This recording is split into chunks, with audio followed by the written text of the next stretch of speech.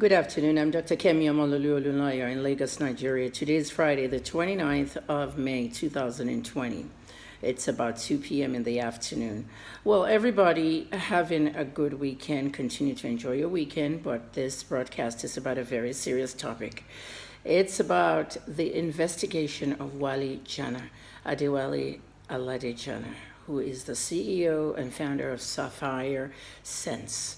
Sapphire Sense, as well as the rest of the Sapphire empire, which comprises of wristwatches, eyeglasses, and so many other products. Sapphire, everybody knows Wale Jana on Instagram, and I believe on other social media too, but he's more prominent on Instagram. Wale has ambassadors for his company, and some of these ambassadors are famous people. Many of you know Tonto DK and Regina Daniels, and others like Bammy Care of Big Brother Niger. Well, today my video is going to be about what's going on with regards to his business. I have a say, okay? And some of you think I just speak for the fun of speaking and must you speak on everything. I'm a journalist, an investigative one, to say the least. And I'm also a social critic. And it's important for me to let my audience know the real truth. Now, some of you respect my work because you feel that what I do is articulate and my work is accurate. I've investigated many things in Nigeria. I've investigated lots of cases in America, in Canada. And the most important part is transparency. Now, let me tell you what I know about this whole investor business and the arbitration going on. I have a part to play here, and I felt that it was time I'm going to talk about it.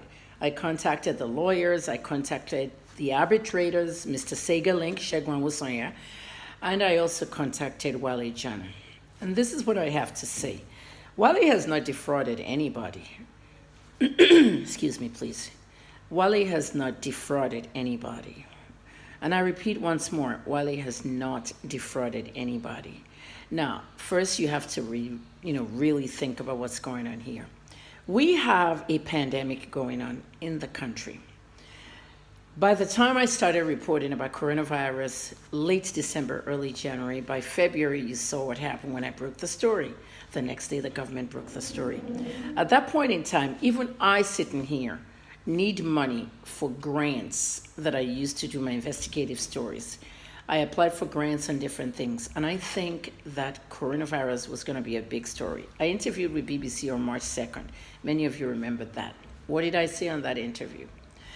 Journalism is going to be very tense, and it's going to be very tense in the area where there are not enough journalists. Did you know that there are not enough health reporters in the world? That is the one part of journalism everybody runs away from. They don't like it. Big words, medical things, and all that. So people like us, Dr. Sanjay Gupta of CNN, myself, pharmacist, anybody in the health profession who also has a degree in, journalism is better off, doing these stories. Everywhere I applied for a grant was shut down. I had no money to do the stories. I emptied my bank account and started using my own stories, my own money to give you the stories on coronavirus. Now back to Wale. At the time, somewhere around New Year's Day, Wale contacted me that he wanted me to be the social media manager for Sapphire Sense. Now, most of you just think I'm a journalist, pharmacist, health consultant, and all that. But little do you know that I'm actually a health and media consultant. When I put that on my business card, for those of you who know me in person, a health and media consultant, meaning that I do a lot of work with health, and I also do a lot of work with media. Conventionally, I'm a pharmacist and a journalist, but health and media consultant is what I practice now. As a media consultant, I also do social media management for companies and individuals. There are some companies that you look at their websites, their Facebook, their Instagram. I'm the one tweeting. I'm the one posting. So Wale contacted me that he wanted me to be the social media manager for Sapphire Sense. I told him my fee. He told me that he was going to put me to work mostly around that end of January because he was going to China. He travels to China a lot. By the way, I have to tell you how I met him. Okay, I met him online, and he happens to be one of those people that really celebrated me on my 55th birthday last year. Sapphire sent me a set of perfumes, a set of watches, a set of all their products basically. And then he traveled to Lagos one day and he invited me to dinner, okay, at the airport hotel he was staying at, and I joined him for dinner, and my son and I met him for the first time, and you guys saw the pictures. And that's the only time I've met Wale, and I speak to him a lot. Yes, he does go to Koza, and I investigated his pastor. I also interviewed many people in Koza. However, he was not a subject of my investigation, okay, because there was a conflict of interest. In the case of his business, he wanted to do business with me, and I accepted that I will do his YouTube, which is the first thing they wanted to rebrand, or maybe I should say revamp. They wanted to revamp his YouTube, and so I decided I will do the contract, will do the work. Mr. Wale Jana was going to China to pick some new merchandise up. These Naira shirts, very creative that he designed, and the Chinese factory was going to get them ready. I was really looking forward to that because, you know, I have never been to Abuja. This will have been my first trip to Abuja to meet his company.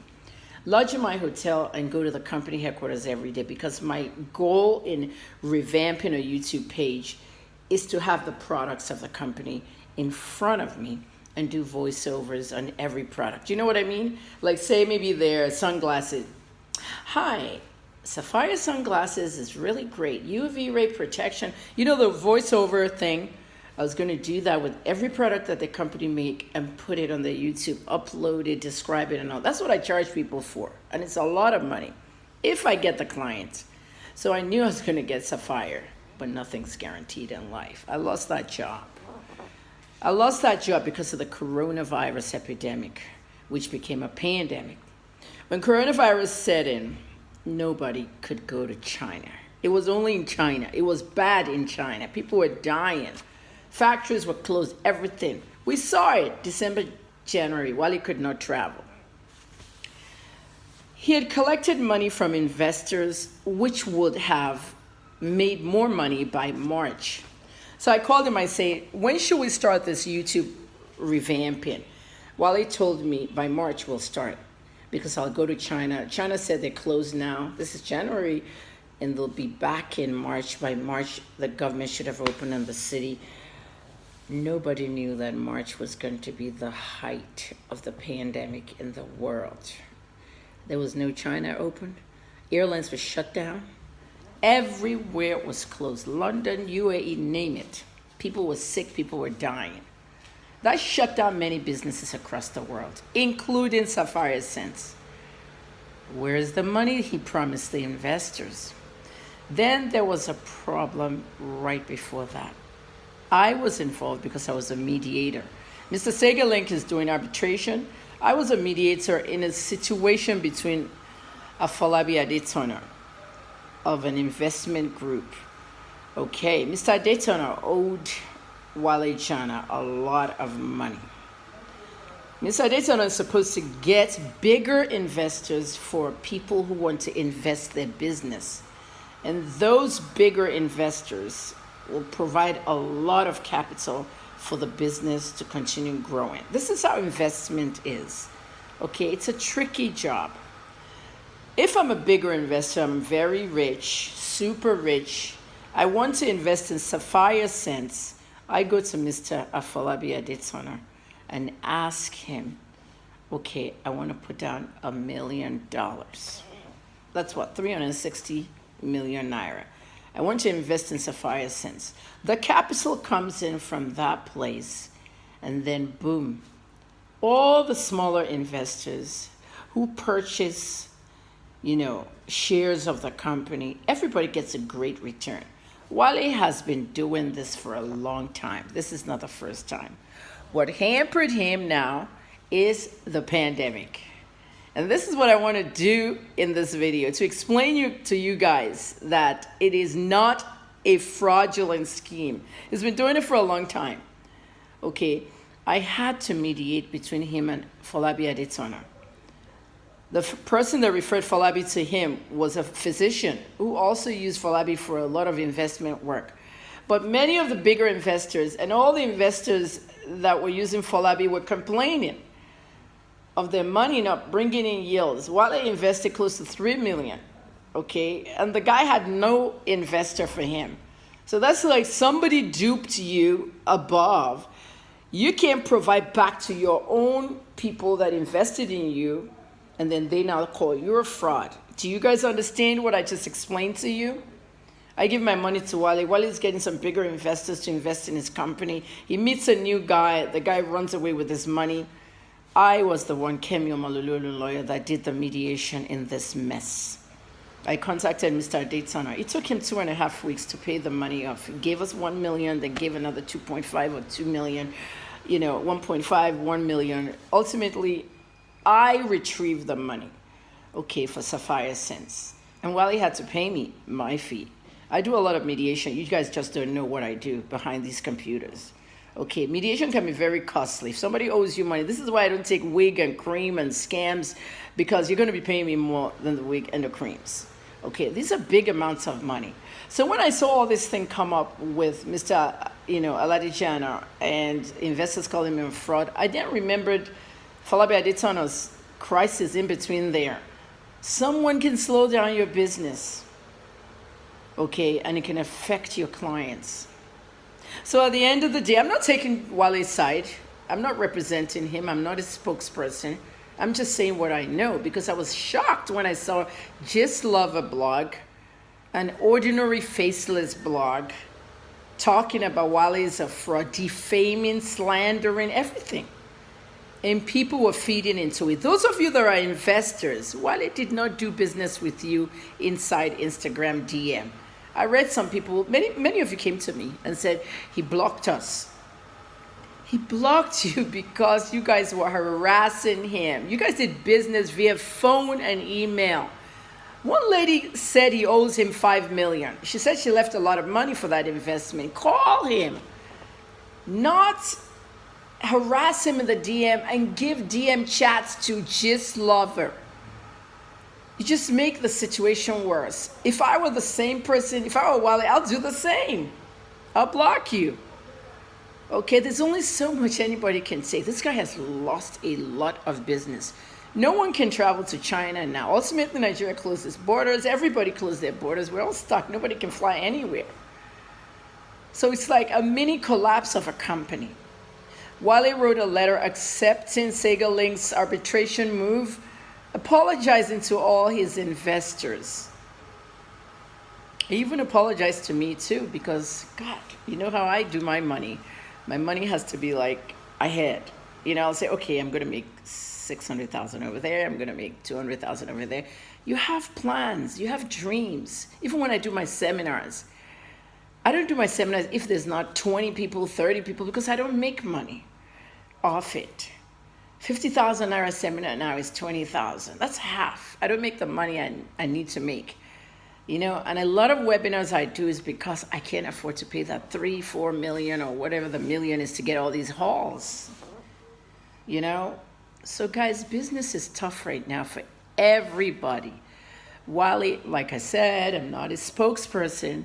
He has not defrauded anybody. He had somebody that just about defrauded him that I had to go retrieve his 2.5 million.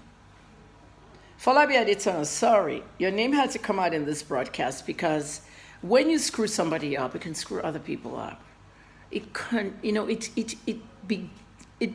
I'm lost of words. It causes a domino effect, and the domino effect can ruin everybody. So please, I need everyone to have patience with Wale Jana. Cooperate with Sega Link. Shegun Wosoya is very good. He's an advocate. His company is going to work this out. So please have patience on him. He's not a fraudulent person. He didn't ask me to do this video. He doesn't even know the video's coming. 15 minutes, the max on Instagram. God bless Sapphire Sense and God bless every investor, because focus on the bigger picture. Your investments are going to be huger, more than ever. May God bless your pockets, everybody. Everybody.